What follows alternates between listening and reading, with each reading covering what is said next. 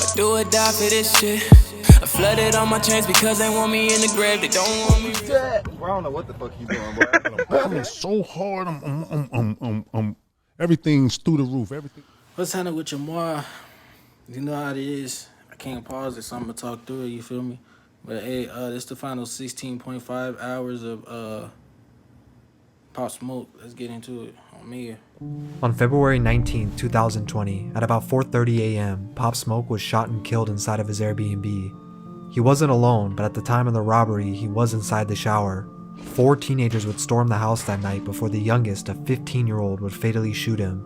Pop Smoke was just 20 years old at the time. He was officially pronounced dead at 5:12 that morning, but it would end up taking months to fully solve this case.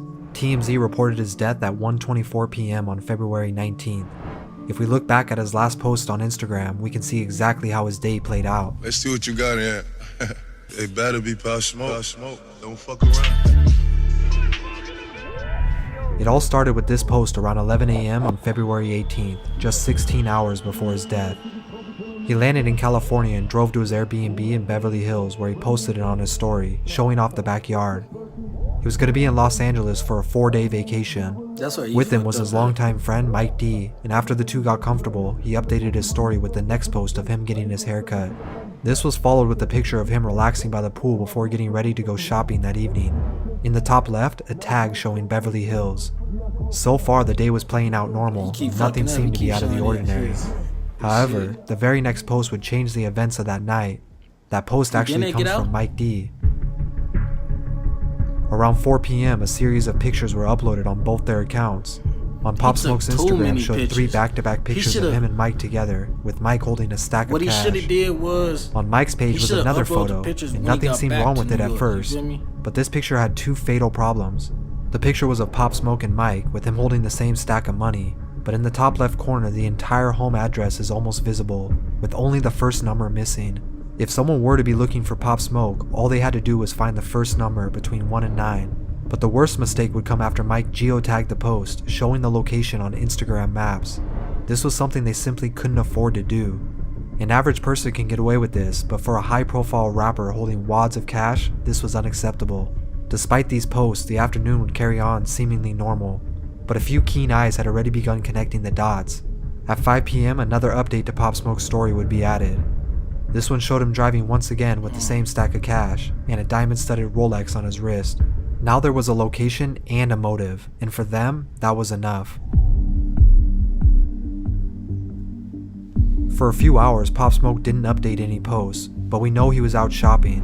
Shortly after taking the photos in the driveway, Mike and Pop got into the white Range Rover and drove from the Airbnb down Santa Monica Boulevard before stopping at the Amiri store. Pop Smoke was getting ready for his Meet the Woo tour starting in March and was taking his last week on vacation. His Meet the Woo 2 tape had just dropped weeks prior, and he was still celebrating its success, so it was only normal for him to go shopping and reward himself.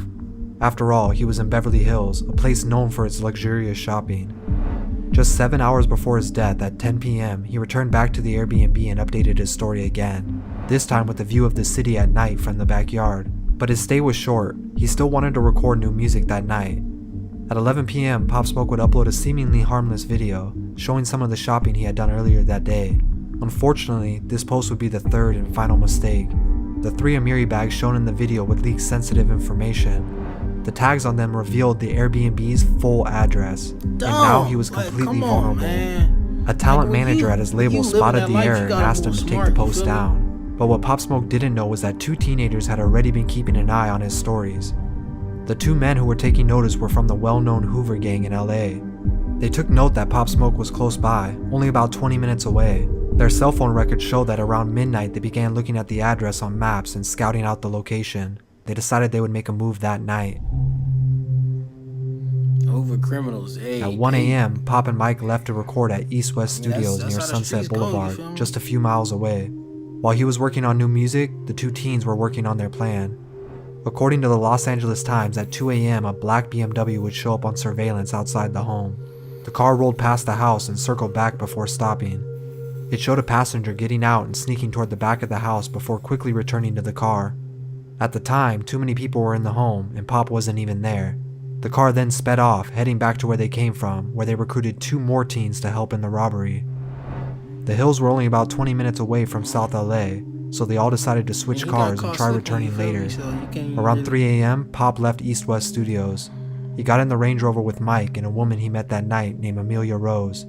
They would then drive back, unknowing of the events about to take place. Pop and Amelia went upstairs to the master bedroom and Mike to a room down the hall.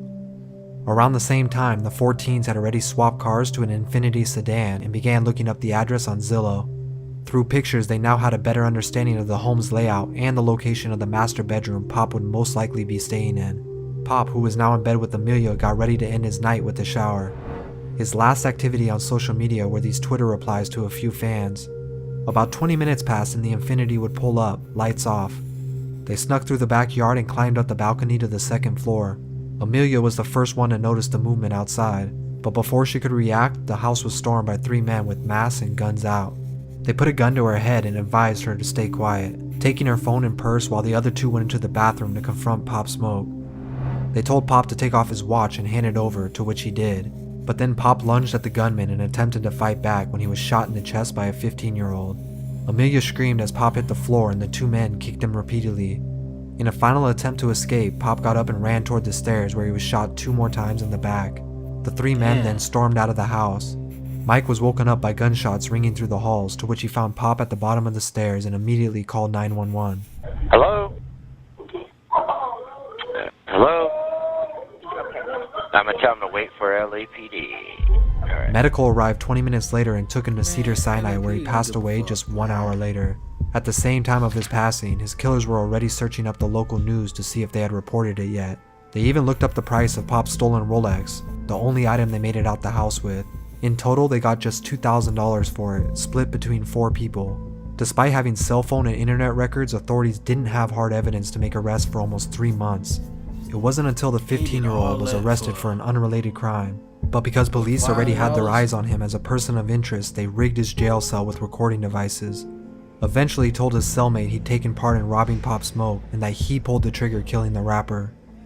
The driver of the vehicle was arrested as well and eventually told his cellmate the same details of that night, confirming the story, initially having no intentions of shooting him, but when Pop put up a fight, they panicked and shot him. Corey Walker was the 19-year-old who stayed in the car that night, and Keandre Rogers was the 18-year-old who led the charge into the house. They were both charged with murder with special circumstances and will remain in prison indefinitely. The 17 and 15-year-old were charged as juveniles for murder and robbery, and they remain unnamed to this day due to being minors. Pop Smoke was tragically taken too soon before he had the chance to grow to become the face of the drill movement.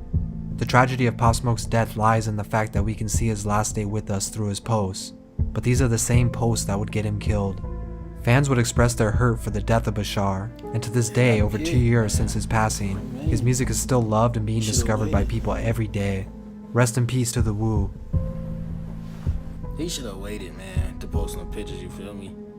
That's many. But tell me how y'all feel about this. Like, share, comment, subscribe. That you want to see next. Trust the one for number God. SKLN. Peace.